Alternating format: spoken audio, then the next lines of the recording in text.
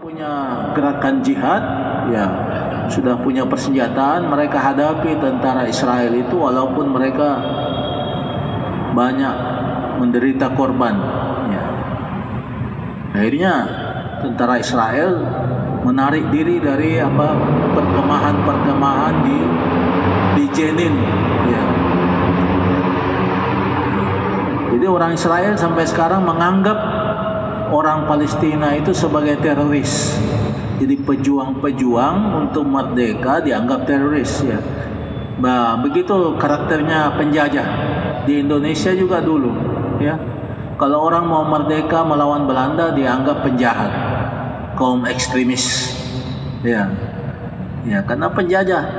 Jadi sama juga di Palestina, mereka yang menjajah menganggap kalau orang melawan dianggap teroris. Ya, mereka berhak untuk menembak mereka, menangkap mereka, ya. Mereka dapati, ya, ada berita bahwa beberapa orang-orang perempuan Palestina mereka suruh buka pakaiannya. Bayangkan kekejamannya ini. Ya, ada bom di badannya. Ya, begitu sekarang perjuangan, karena mereka tidak canggih persenjataannya.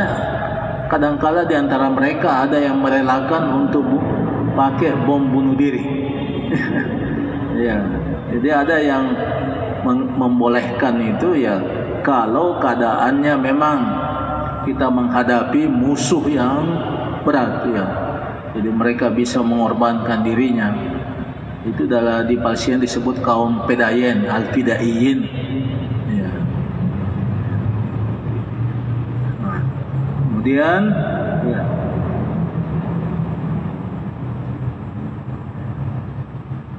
Ya. Jadi fa inna surat Al-Imran kat tanawalat az-zamrat as-saniyah min ahlil kitab wa hum an-nasara. Ya. Jadi surat Al-Imran ini, jadi kalau kita mau mengetahui bagaimana pandangan Al-Quran atau Islam tentang kaum Nasrani, ya, jadi bukan pandangan pribadi. Ya, jangan ada yang menganggap kalau baca ini menghina agama Kristen ini. Ya, ini Al-Quran. Ya. Kalau mereka mau banyak menggambarkan Islam, coba baca Injilnya, tidak ada sana dikemukakan bagaimana agama Islam itu. Ya. Paling-paling yang ada, ya, kabar gembira dari Nabi Isa bahwa akan ada orang yang, ya, disebut sebagai Parakletos, ya, penghibur, ya. Dan yang dimaksud adalah akan datangnya seorang nabi, ya'ti min ba'di ismuhu Ahmad, ya. Ya. Itu dalam Injil ada di tafsir, tapi ya mereka robah maknanya itu. Ya. Jadi waqat tanawal, ya. Jadi surat Al-Imran ini menceritakan, mengemukakan ahli kitab yang kedua, yaitu kaum Nasrani. Alladzina jadalu fi sya'nil masih wa za'amu uluhiyatahu wa kadzabu bi risalati Muhammad wa ankaru al-Qur'an. Jadi kaum Nasrani yang membantah, ya, pandangan Islam tentang Isa al-Masih. Ya. Mereka menganggapnya Isa al-Masih sebagai Tuhan. Ya, za'amu uluhiyatahu wa kazzabu bi risalati Muhammad. Mereka mendustakan risalah Nabi Muhammad, wa ankaru al-Qur'an, dan mereka mengingkari Al-Qur'an. Wa qad tanawala al-hadis anhum ma yaqrubu min nisfi suratil karimah. Jadi hampir setengah surat Al-Imran ini berbicara tentang perilaku, tentang gambaran orang-orang Nasrani. Ya, Nasrani, kalau bahasa Indonesia bilang Kristen. Ya. Ya, itu Nasrani dari kata Nasiriyah. Ada kota Nazaret di sana tempat, ya, Nabi Isa. Nah, itu disebut jadi Nasrani. Kalau Indonesia biasa juga kalau bahasa Arab bilang Al-Masihiyah. Nabi Isa disebutnya Isa Al-Masih. Tapi kemudian di Indonesia namanya Kristen, itu berasal dari Kristus. Ya, Christ itu salib. Karena mereka percaya Yesus itu disalib. Jadi di Indonesia bilang Kristen. Jadi kadang-kadang kita bilang Nasrani, Serani, Kristen, ya, Masihiyah, ya, di agama Masehi. Ya. Kalau Islam tidak disebut Ad-Dinul Muhammadi, salah itu. Jadi bukan agamanya Nabi Muhammad. Islam itu dinullah. Ya. Nah, ini jadi hampir setengah. Ya. Wa kana fiha ar-raddu 'ala subuhat allati asaruha bil hujajis sati'ah wal maranil qati'ah. Ya.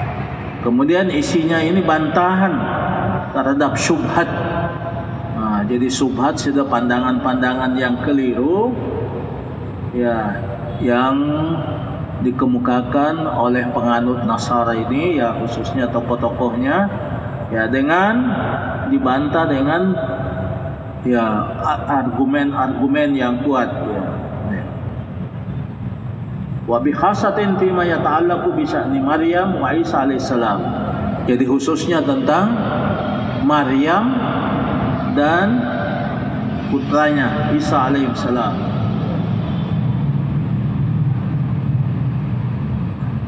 Jadi dalam surat Al-Imran ini ada bantahan pada orang Yahudi yang menganggap Maryam itu telah berzina. Ya. Jadi bagi orang Yahudi, Nabi Isa itu adalah anak zina. Nah, ini dibantah oleh Al-Quran. Jadi sebenarnya orang Kristen mesti berterima kasih kepada Al-Quran, karena Al-Quran membersihkan nama Maryam. Ya. Islam menyebut Maryam Al-Batul, Maryam yang perawan. Jadi walaupun punya anak, dia tetap perawan karena tidak pernah disentuh oleh seorang laki-laki. Ya. Tapi jangan pengakuan kita sekarang, kalau ada orang beranak dibilang anak Tuhan. Ya. Dulu di Makassar pernah ada itu praktek pelajaran bahasa Inggris, ya, tapi isinya orang yang belajar itu ya bisa bergaul bebas. Kalau anaknya lahir, ya, kalau hamil lahir, katanya itu the children of God, anak Tuhan katanya. Ya, itu sekitar tahun berapa Anda? Mudah-mudahan sekarang tidak ada lagi yang begitu. Jadi untuk menipu orang, ya, kita belajar bahasa Inggris tapi kemudian ya bisa bergaul bebas, ya, boleh. Kalau lahir anak adanya children of God, anak Tuhan. Nah, ya, ini di surat Maryam, ya, di surat Al-Imran ini ada juga, ya, untuk membersihkan, ya. Jadi Al-Quran ini membersihkan nama ibunda Nabi Isa, termasuk juga Nabi Isa ini bagi kita umat Islam, dia adalah Abdullah, hamba Allah, Rasul Allah. Tidak bisa ditingkatkan sampai menjadi Tuhan, ya. Makanya Nabi Muhammad pernah mengatakan, la tutruni kama atratin nasara Isa bin Maryam. Jangan kamu memuja-muja saya, mendewa-dewakan saya, ya, sama dengan kaum Nasrani mendewa-dewakan, menuhankan Isa bin Maryam. Saya adalah Abdullah, saya adalah Rasulullah, ya. Nah, Nabi Isa juga mengatakan itu, kalau menurut Al-Quran dia mengatakan, ini Abdullah, saya ini adalah hamba Allah, jadi saya bukan Rabb. Ya, kalau yang mengaku Rabbu itu dalam Al-Quran itu Fir'aun. Fir'aun dia bilang, ana rabbukumul a'la, saya Tuhanmu. Ya, Nabi Isa tidak pernah mengatakan seperti itu. Ya. Jadi waja'a dimna hadzal rad bil hasil ba'dul isyarat wa taqrirat lil bihud. Jadi bantahan-bantahan ini, ya, banyak-banyak ditunjukkan kepada orang Yahudi. Ya. Dan juga isi dari surat Al-Imran ini memperingatkan kita umat Islam untuk berhati-hati terhadap tipu daya, ya, tuduhan-tuduhan ahli kitab. Nah, kemudian rukun yang kedua, cerita tentang hukum-hukum syariah, tentang wajibnya haji. Nah, ada fardhiyatul haji, wajibnya berjihad, ya. Dan juga ada masalah-masalah hukum riba, hukum orang yang tidak mau berzakat, ya.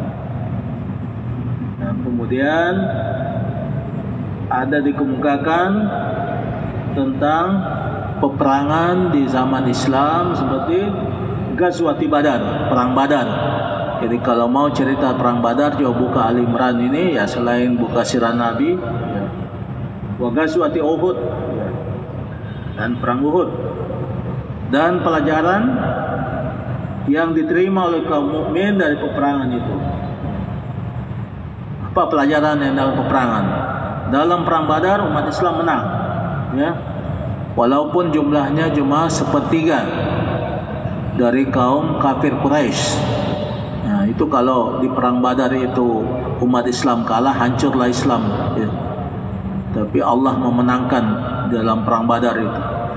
Pasukan Islam cuma 300 lebih, pasukan kafir Quraisy ada sekitar 1000-an, ya. Tapi dalam sejarah dikemukakan ada pertolongan Allah dalam peperangan itu. Ada yang melihat seperti penunggang kuda berpakaian putih-putih, ternyata malaikat membantu pasukan Islam dalam peperangan itu. Tentu ada yang menganggap, kenapa sekarang malaikat tidak turun membantu kita lagi? Ya. Apa mau dibantu terus? Itu karena dulu masih awal, masih sedikit, lalu hancur. Kalau sudah banyak ini, kita 2 miliar tidak bisa memerdekakan Palestina, ya. Bayangkan 2 miliar umat Islam, Yahudi cuma 7 juta. Ya. Pintar itu, ya. Orang-orang non-Islam, kita diadu domba, berkelahi sesamanya. Di Yaman perang, ya. Ya, itu masalah apa? Masalah perbedaan mazhab, ya. Ada kaum Husi yang orang Syiah berkelahi dengan Sunni. Di Sudan juga perang. Niger, presidennya dianggap, ya, ini kamu bukan orang Afrika, kamu orang Arab. Presidennya orang Arab. Nah, ini tentaranya dekudeta. Ya, sama juga kita di Indonesia, kadang-kala masalah itu, ya. Wah, kamu orang Yaman, itu pulang saja ke Yaman. Ya, ada. Jadi, padahal dalam Islam sudah tidak ada perbedaan. Ya, yang dibedakan adalah tentang ketakwaan seseorang. Kemudian ada pelajaran. Fakat intasaru fi Badar wa huzimu fi Uhud bisababi isyanihim li amri Rasul sallallahu alaihi wasallam wa sami'u ba'dal hazimah min al-kufar mu'min kasiran min kalimatis samata wa ta'zir. Jadi ada pelajaran dalam 2 peperangan. Dalam perang Badar umat Islam menang, tapi dalam perang Uhud kalah. Banyak pasukan Islam yang terbunuh, termasuk paman Nabi Hamzah, itu dibantai oleh kaum kafir Quraisy. Ya. Jadi pelajaran yang didapat ini, ya, apa? Jadi waktu orang-orang kafir, ya, mendengar kekalahan umat Islam, ya, muncullah caci maki, hinaan. Wah, katanya kamu agama yang benar tapi kalah. Ya. Tapi ada yang mengatakan, ya, sebenarnya peperangan ini memang mulanya dimenangkan oleh umat Islam, tapi karena pasukan yang sudah diperintahkan Nabi untuk bertahan di barisan belakang itu tidak mematuhi perintah Rasul. Perintah Nabi dalam keadaan bagaimanapun, segawat apapun, jangan kamu tinggalkan posmu. Jadi itu pelajaran, jangan menentang, melanggar perintah Allah dan Rasulnya. Jadi Rasulullah sudah wanti-wanti, bilang ini pasukan pemanah, jangan tinggalkan posnya. Tapi waktu dia lihat, mereka melihat mulanya itu pasukan kafir Quraisy kalah, berlarian. Mereka tinggalkan banyak harta rampasan, ya, banyak ya onta-ontanya yang banyak apa isinya barang-barang itu diperebutkan. Jadi tentara yang bagian depan itu memperebutkan, jadi yang di belakang juga ya ini dia tinggalkan posnya. Saya bilang kalau kami tidak ke sana, kami tidak dapat bagian nanti. Ya, itu. Padahal Nabi sudah peringatkan. Sampai dalam perang Uhud itu Nabi sempat terluka juga, kena lemparan batu sampai jatuh giginya itu. Tapi masih bisa diselamatkan. Masih ada beberapa sahabat yang melindungi Rasulullah SAW. Berjuang bukan hanya berdoa saja. Jadi kalau kita pikir Nabi ini kan doanya mujarab, tapi Nabi tidak pergunakan, supaya Nabi melihat juga bahwa segala sesuatu itu harus ada hukum sebab musababnya. Untuk jadi kuat harus kita mempersiapkan senjata. Sekarang negara-negara ya untuk tidak diganggu harus punya bom nuklir, ya, punya senjata nuklir. So kalau tidak gampang kita diserang negara lain. Ya, makanya negara besar Amerika punya nuklir, Rusia punya nuklir, India punya nuklir, Israel punya nuklir, ya. Pakistan juga punya nuklir. Dia bilang Pakistan kalau kami tidak punya nuklir kami akan dihancurkan oleh India. Ya. Korea Utara saja menyiapkan nuklir, Iran juga siapkan nuklir. Tapi negara-negara Arab lain dilarang, ya. Jadi Barat selalu melarang kalau negara Islam, dalam bahaya kalau Islam punya nuklir itu. Ya. Kadang-kala banyak ahli-ahli nuklir itu, ada ahli nuklir dari Mesir, ada ahli nuklir dari Pakistan, tapi ada ya karena keahliannya mereka secara diam-diam dibantai, dibunuh. Bahaya ini kalau dikembangkan nuklir, ya bisa dia nanti melancarkan kekuasaan. Mereka takut jangan-jangan Islam seperti di abad pertengahan sampai memasuki Eropa. Ya, dulu belum ada persenjataan, cuma pakai pedang, pakai tombak, pakai apa.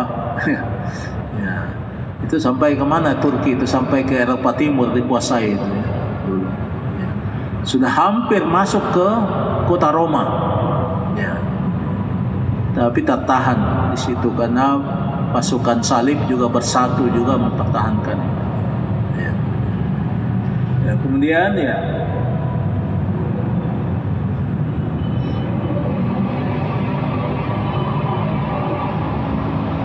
jadi pelajaran yang didapat adalah annallaha yuridu tathhira sufufil muslimin min arbabil qulubil fasidah.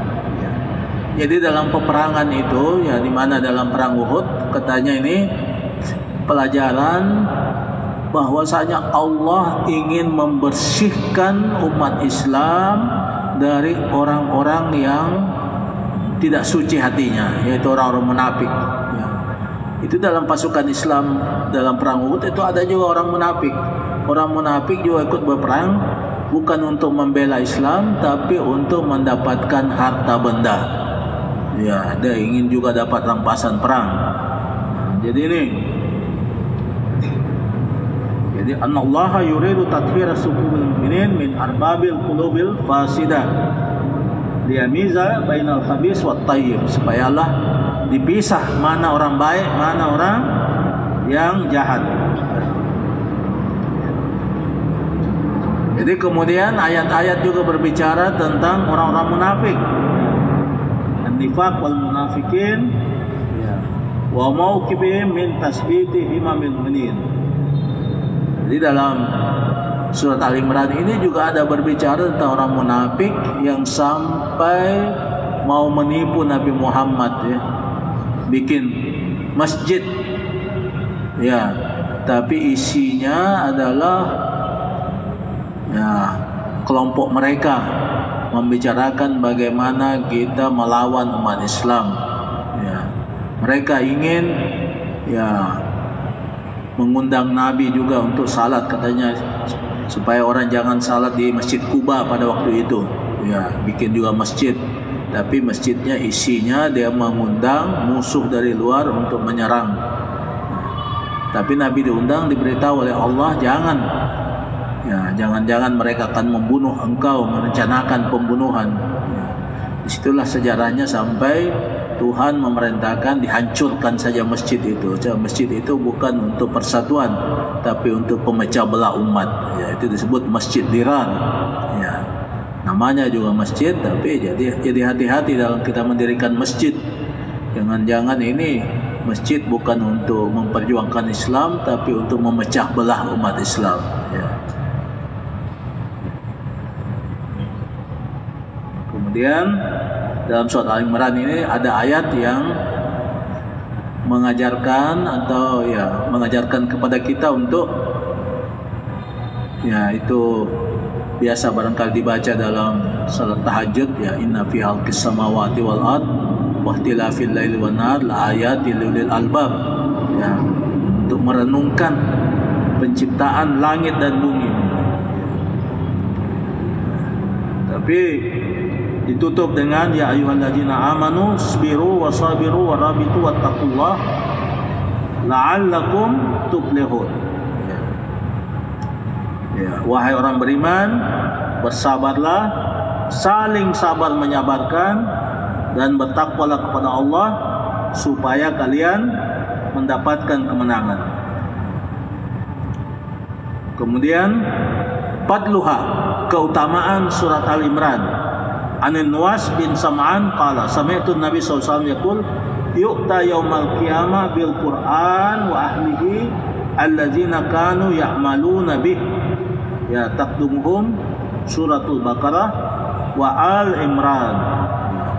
Katanya, kata Nuwas bin Sam'an, saya mendengar Nabi mengatakan akan didatangkan pada hari kiamat ya orang-orang yang mengamalkan Al-Quran, ya, khususnya ya tidak menguasai dan mengetahui isinya, yaitu ya taqdumuhum suratul Baqarah wal Al-Imran. Jadi surat Al-Baqarah dan surat Al-Imran. Jadi siapa yang menguasai ini, apa yang menghafal, tahu isinya dan mengamalkannya, itu akan mendapatkan tempat yang mulia di akhirat nanti. Kenapa dinamakan Al-Imran? Ini disebut Al-Imran karena menyukakan cerita tentang keluarga yang utama, keluarga Imran. Ya. Siapa ini keluarga Imran? Walid Maryam. Jadi orang tua dari Maryam, ibunda Nabi Isa. Lalu di dalam dikemukakan juga tentang bagaimana kekuasaan Allah yang membuat Maryam ini bisa melahirkan Isa alaihissalam. Ya. Nah, kemudian ya dalam surat Al-Imran ini kita lihat ya tadi tentang bagaimana menghadapi ahlul kitab. Ya. Jadi di zaman Nabi SAW ya masih banyak di Madinah itu dan sekitar Madinah ada penganut selain agama Yahudi, penganut Yahudi, ada juga penganut Nasrani. Nabi sebagai Rasulullah itu berkewajiban menyampaikan ajaran Islam kepada penganut lain. Jadi Nabi mengirim surat kepada pemuka-pemuka Nasrani di Najran, ya, ada daerah namanya Najran, ya. Itu Nabi mengajak untuk masuk Islam atau membayar jizyah atau apa kemungkinan yang ketiga kalau tidak mau. Jadi diajak masuk Islam, ya. Ini waktu sampai surat ini, uskup Najran. Uskup itu ya dalam agama Kristen kan ada hierarki, ada jajaran. Yang paling tinggi itu paus, ya, yang di Roma sana. Di bawah paus itu ya ada uskup, ada kardinal, ya. Kalau yang kalau kita ustaz itu pastor ya. Jadi kalau ukuran Indonesia ini pemimpinnya pastor itu kardinal, ya. Kalau uskup lebih luas lagi, ya. Jadi ini di Najran itu ada uskup, ya. Sama di Timur dulu ada namanya uskup Belo, ya. Itu yang sekarang jadi Timur Leste. Ini uskup Belo itu paling menghina Islam dulu itu, ya. Jadi Nabi menyurat, ya. Mereka didakwahi, ya. Begitu sampai surat Nabi ini, uskup ini memanggil dia punya sekretaris, ya. Bagaimana pandanganmu ini, ya, terhadap ajakan ini, ya. Apakah betul dia Nabi atau tidak, ya. Lalu mereka bermusyawarah. Jadi dia panggil dia punya pastor ini, bagaimana pandanganmu tentang ajakan ini, ya. Apa itu ajarannya itu? Ya, mereka baca, wah, katanya ajarannya ini tidak mengakui Nabi Isa sebagai Tuhan, ya. Lalu mereka datang ke Madinah bertamu untuk bertanya kepada Nabi bagaimana Islam itu, bagaimana pandangan Islam itu, ya. Disebutkan di sini ketika utusan itu datang ke Madinah, ya, mereka berdebat, ya, mereka berdiskusi tentang masalah Nabi Isa. Mereka bertanya, "Malaka tashtumu sahibana?" Kenapa engkau, ya, mereka menyampaikan kepada Nabi Muhammad, kenapa kamu mencela sahibana? Maksudnya, ya, kami punya sembahan Nabi Isa, ya. Apa salah saya, kata Nabi Muhammad? Kamu mengatakan Nabi Isa itu abdun, hamba, ya. Nabi bilang, ajar, innahu abdullah wa rasuluhu wa kalimatuhu alqaha ilal azra al-batul. Betul, Nabi Isa itu adalah hamba Allah, rasulnya, dan kalimat Allah yang diberikan kepada Al-Azra Al-Batul, Maryam yang perawan. Mereka tidak senang dengan jawaban ini, ya. Lalu